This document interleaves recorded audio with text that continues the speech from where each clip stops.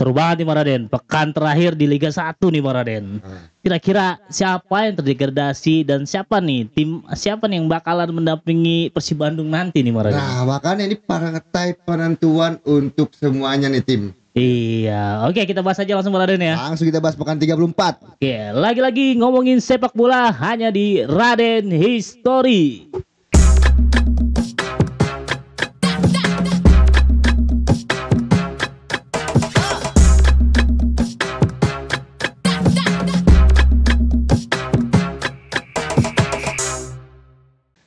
Liga 1 akan berakhir pekan ini, di akhir minggu pekan ke-34. Bagaimana Bang Raden sebelum kita ngobrolin pekan 34, gimana untuk Liga 1 musim ini sebelumnya Bang Raden? Ya, untuk Liga 1 musim ini sebenarnya sudah ada perbaikan ya dari musim-musim sebelumnya. Ya. Terus juga liga yang menurut gue sangat kompetitif, Bill. Ya. Dibandingkan mungkin kalau kita bicarakan liga di Asia Tenggara lainnya. Karena memang pada dasarnya tim-tim di Liga 1 tuh hampir merata peta kekuatannya ya. Yang membuat makanya liga ini semakin kompetitif. Dan ditambah lagi ada kualitas perbaikan dari VAR pelan-pelan. Dan juga kualitas wasit-wasit di akhir-akhir musim kompetisi dari awal bahkan sudah ada wasit asing. Nah tinggal bagaimana nanti ke depannya secara keseluruhan evaluasi dari PT LIB maupun Pak Erick Thohir sebagai Ketua Umum PSSI untuk tahun depan nih nextnya, karena tahun depan semakin seru lagi pastinya gua harap ya. Dan tentunya juga kalau kita bicarakan tim, gua harap nanti musim depan tidak ada yang menunggak gaji, karena masalahnya kan tahun ini masih ada nih yang menunggak gaji, akhirnya membuat kesulitan tim itu sendiri ya Bill. Dan juga beberapa pemain hengkang yang menurut gua berjalan tidak semestinya ya. Oke, semoga tidak ada tim-tim yang menunggak gaji, udah lunas semua Bang Raden ya. Oke, kita lanjut untuk pertandingan Dewa United lawan PSBS Biak Bang Raden. Pertandingan ini akan menentukan siapa yang akan mendapatkan tiket ke kompetisi Asia. Nah, iya benar sekali sih Bill. Dengan saat ini Dewa United berada di klasemen nomor 2 dengan 50 poin, sedangkan disusulnya di bawahnya ada Malut dengan Persebaya dengan poin yang sama 56 poin. Ini akan menjadi pertarungan terakhir Dewa ya.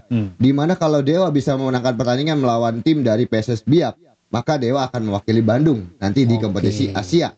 Kalau menang lawan Biak. Ya, sedangkan kalau seri hasil yang didapatkan dari Dewa itu masih melihat pertandingan antara Malut dengan Persebaya. Kalau misalkan Malut menang nih Bill dan Dewa seri, itu akan dilihat dari sisi gol dan head to head. Apakah Dewa pernah kalah lawan Malut atau Dewa yang lebih unggul head to headnya. Dan begitu juga sebaliknya dengan Persebaya. Kalau Persebaya bisa menang dan dua tim di atas seri, itu akan dilihat secara head to head. Jadi semakin sedikit. Jadi kalah saja tidak bisa membuat dia berlaga di kompetisi Asia.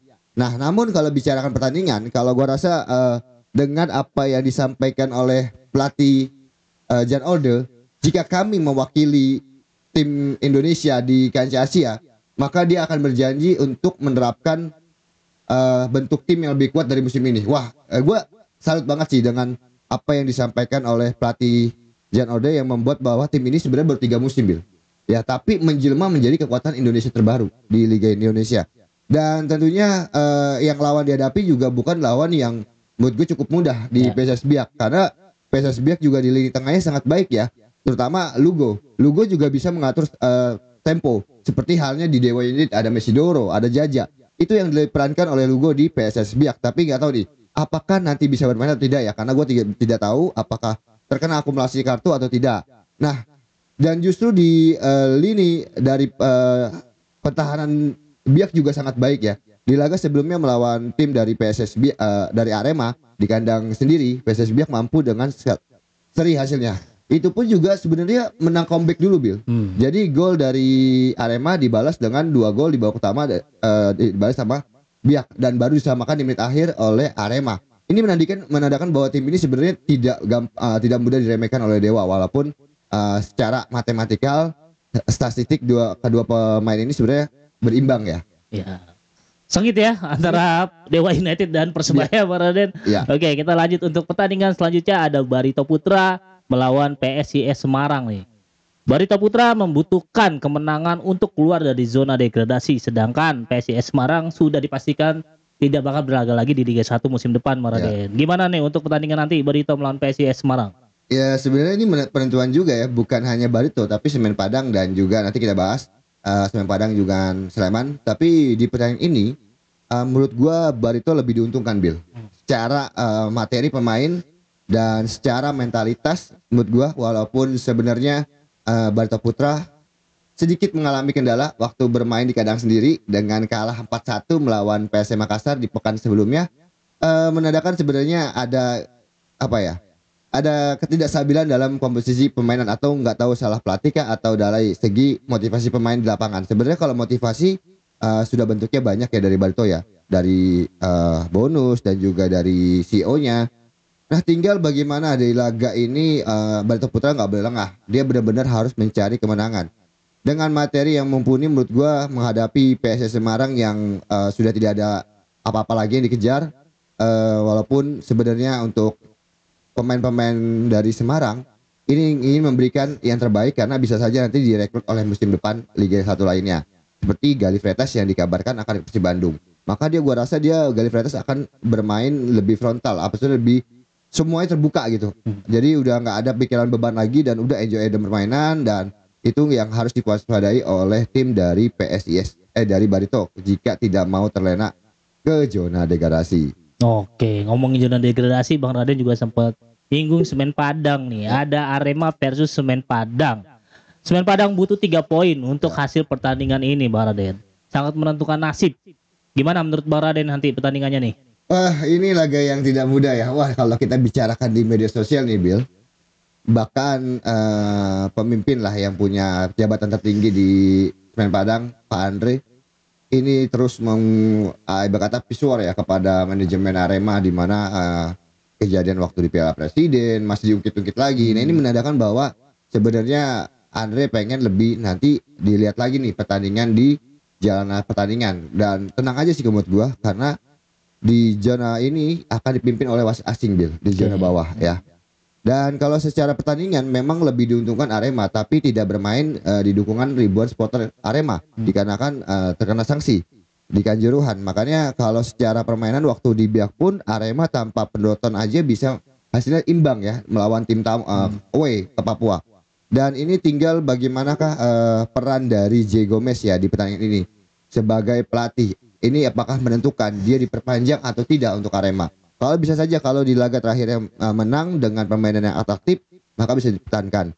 Dan tetap ya kalau komposisi pemain kalau bisa bermain lagi, gue balik lagi nih, gue ingatkan, gue nggak tahu nama yang dianulir yang akumulasi atau tidak.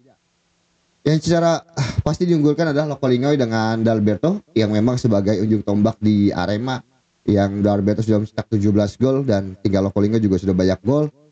Dan juga pemain terbaik, calon pemain terbaik muda ya, Akan Fikri yang lagi-lagi menjadi serius yang di tengah yang menjadi aliran bola. Dengan satu lagi kandidat pemain terbaik juga Ahmad Maulana di sektor sebelah kanan. Kita tahu sendiri Ahmad Maulana di musim ini menurut gua kalau disandingkan dengan pemain-pemain muda lainnya, gua lebih prepare ke Ahmad Maulana ya. Mohon maaf, bukan untuk yang lain, tapi Ahmad Maulana secara permainan dia selalu reguler dan fisiknya juga sangat baik, maju mundurnya sebagai wing. Ya kalau untuk di Semen Padang udah nothing tulus sebenarnya. Apapun udah harus diperjuangkan. Kalau misalkan semuanya ini yang terbaik, ya udah harus memberikan terbaik.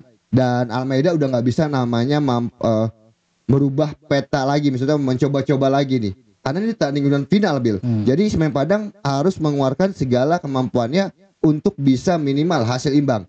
Karena hasil imbang itu, Bill, ada juga berpeluang untuk dia bertahan di Liga 1. Asalkan PSS Sleman bermain imbang dan Barito imbang, maka dia poinnya akan ke, sekarang kan dia 34, dia akan 35, dan yang Barito dengan Sleman itu akan ke 32, maka dia akan pastikan untuk bertahan di Liga 1.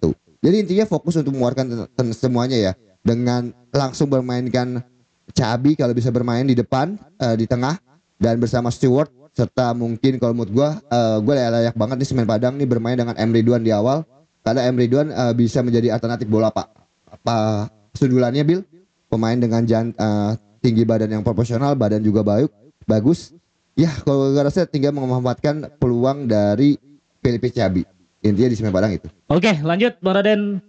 Kita balik lagi ke Dewa United nih. Mampukah Dewa United memanfaatkan keunggulan kandang untuk mengalahkan PSBS Biak dan mengamankan tiket ke kompetisi Asia nanti? Secara gue prediksi, gue rasa mampu, Bill. dengan bermain di home sendiri walaupun tanpa banyak supporter ya.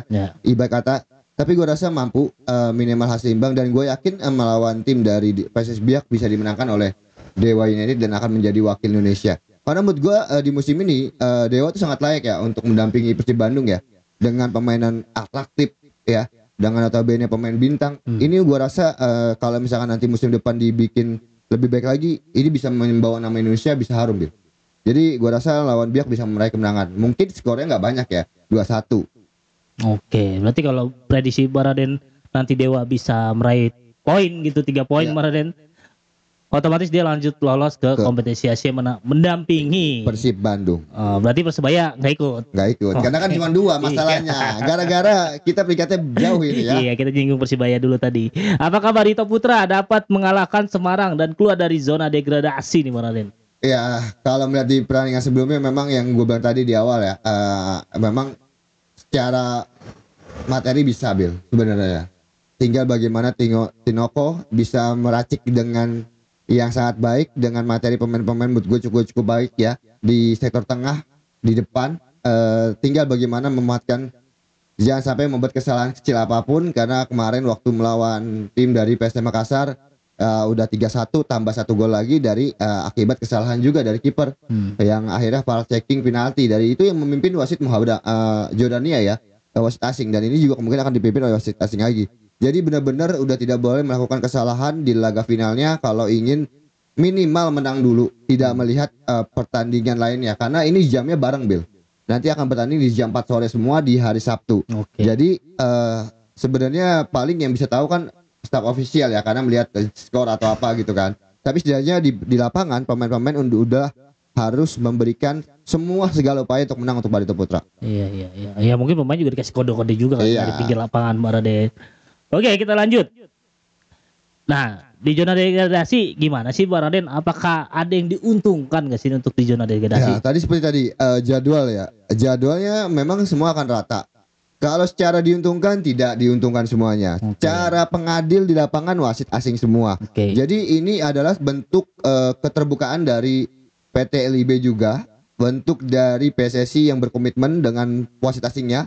Jadi ini akan memberikan daya tarik tersendiri di akhir pertandingan. Cuman sayangnya kekurangannya adalah karena berbarengan dengan jam Persib Bandung, Bil, lawan Persis Solo, di mana akan ada penyerahan topi. Yang kemungkinan disiarkannya itu di TV nasional adalah Persib Bandung dengan Persis Solo. Nah, yang bisa kita tonton juga tapi di aplikasi video ya. Itu sayang banget tapi. Ya, kesayangannya itu. Ya, gue semoga saja nanti di pekan terakhir ini pertandingan itu Indosiar bisa menampilkan jika ada gol dari tim-tim yang papan bawah nih, Bil. Supaya lebih menarik lagi. Kalau menurut gue untuk adil, ini sudah adil banget ya dalam segi jadwal ya. Untuk di pekan terakhir udah adil. Tinggal bagaimana pemain atau pemilik klub ya. Kalau misalkan memang terdegradasi, ya harus let go. Gitu maksud gua. Jangan sampai tiba-tiba ntar teriak lagi yang jelek tanda kutip. Nah itu kan sama aja, nggak menerima hasil pertandingan gitu loh, Bil. Oke, kalau ngomongin yang terdegradasi harus legowo, kira-kira siapa nih menurut Pak Raden? Prediksinya siapa bakalan terdegradasi nih? Biar legowo dulu nih. Ya, kalau gue lihat dari Barito ketemu PSIS Semarang, terus Semen Padang ketemu Arema, PSS Sleman ketemu Persija. Ini secara matematika teori gue ya, Bil ya. Bukan, ini pendapat pribadi loh ya, baik lagi ya. Teori gue mungkin yang akan aman dari zona degradasi Barito Putra. Karena gue memprediksi PSS Sleman kalah lawan Persija. Bukan PSS Sleman bukan lawan Persija, tapi lawan siapa nanti ya? Tapi gue lupa. Kalau Semen Padang akan berhadapan dengan Arema, ini bisa dimenangkan Arema. Dan Barito Putra bisa menang lawan Semarang. Kalau dalam segi prediksi gue saja itu ya. Intinya gue bukan mendiskriminasi tim yang lain manapun, cuma prediksi. Oke, berarti yang bakal lolos nih Barito yang bakal bertahan di Liga 1 Bang Raden ya. Oke, penutup Bang Raden. Kemarin gue lihat kalau Sampdoria akan terdegradasi ke seri C. Cuma menurut Brescia yang aman zona degradasi dihukum pengurangan 4 poin gara-gara tidak bayar gaji. Nah, musim depan cocok nggak nih tim Liga 1 nggak bayar gaji hukum pengurangan poin? Ya, kita lihat ke contoh ini, ambil contoh di liga luar ya berarti ya, di Liga Serie B ya. Di mana Sampdoria sebenarnya peringkat terakhir, Bil. Di peringkat terakhir di Serie B di Serie B ya. Nah, cuman tuh Brescia dia berada posisi di 15, posisi aman. Gara-gara pengurangan 4 poin, ada kemungkinan besar dia degradasi lagi ke C. Gak ke C gara-gara ada gaji yang telah dibayarkan. Nah, kalau untuk musim depan lu bicara bahwa setuju gak sih untuk namanya kalau ada tunggakan gaji pengurangan poin, gue sangat setuju. Bukan namanya untuk mendiskriminasikan poin ya, tapi setidaknya ini memberikan efek jera bagi manajemen jika tidak bisa melakukan selama 1 musim. Karena pada dasarnya di awal musim itu kan sudah diperhitungkan, Bil, dan ada bagian subsidi dari PT LIB. Jadi tinggal bagaimana menghematkan atau membeli pemain yang sesuai dengan budgetnya supaya nanti semusim ini bisa berjalan dengan lancar. Tidak ada lagi masalah gaji yang tertunggak di Liga Indonesia. Kalau memang kalau ada gaji yang tunggak atau tidak dibayarkan, itu wajib banget PT LIB melakukan hal itu, Bil. Iya, oke. Kalau kita ingin mencontoh menjadi liga yang terbaik ya. Iya, demi kebaikan pemain juga, Bang Raden ya. Demi ya, karena pemain itu kan sebenarnya ya dia bukan hanya bermain sepak bola, tapi dia hidup dari sepak bola. Betul. Ya kasihan juga kalau pemain 6 bulan, 3 bulan nggak dibayar. Ya anak istri mau makan apa? Kan itu harus diperhitungkan juga. Ya kan? Kalau misalkan API sekarang ada, API ingin menaungkan juga bentuk seperti itu. Jangan sampai manajemen melakukan tundakan gaji. Itu sebenarnya udah ada, tapi kan nggak berjalan semestinya. Ya, makanya harus ada efek jerak sedikit gitu ya, dengan cara pengurangan poin. Karena waktu awal liga, PSS Sleman itu bisa pengurangan poin -3 sebelum liga mulai. Gara-gara efek samping dari waktu 2018, gara-gara ada pengaturan skor atau apa. Nah, kenapa untuk Indonesia di musim depan kalau ingin lebih baik lagi, ya seperti itu menurut gua. Ya, oke. Semoga nanti PT LIB dapat ini jalan keluar, Bang Raden ya, untuk permasalahan gaji-gaji para pemain, Bang Raden ya. Oke, mungkin gitu aja, Bang Raden, untuk pembahasan rekap pertandingan dan prediksi pertandingan di papan atas, siapa yang bakal mendampingi Persib Bandung dan siapa yang bakal terdegradasi di papan bawah. Oke, Bang Raden, gimana, ada mau info nggak nih buat sponsor? Ya, buat kalian yang baru bergabung di channel YouTube Raden Story, kita membuka sponsor, guys. Jadi kalau kalian punya produk UMKM apapun itu bentuknya ataupun cuman logo saja, asalkan logo yang benar, kita nanti akan tampilkan di layar kaca sini. Ada logo Helga bener? Ada. Atau kalau gua di sini band nih, judul. Soalnya kita udah ada tawaran, Bil. Jadi kita tolak ya. Kita sudah tolak tuh. Ada tawaran dari kayak gitu-gitu. Judul kita tolak. Jadi yang benar-benar saja ya kita tampilkan produknya di sini. Ya, terus untuk kalian yang mau hadir juga, yang mau gabung nih daripada kita debat-debat gitu kan, kita gabung aja, kita diskusi di sini sambil live streaming atau sambil bikin konten juga, Bang Raden ya. Baik siapapun supporter apapun, boleh aja kabarin Bang Raden, DM Bang Raden, nanti kita hubungin, kita ngobrol di sini bareng-bareng. Oke, mungkin gitu aja, kurang lebihnya kita mohon maaf jika ada salah kata. Jika kalian suka sama konten kita, boleh di like, boleh komentar, kritik dan saran dan masukan, dan yang paling penting jangan lupa subscribe. Oke, wassalamualaikum warahmatullahi wabarakatuh.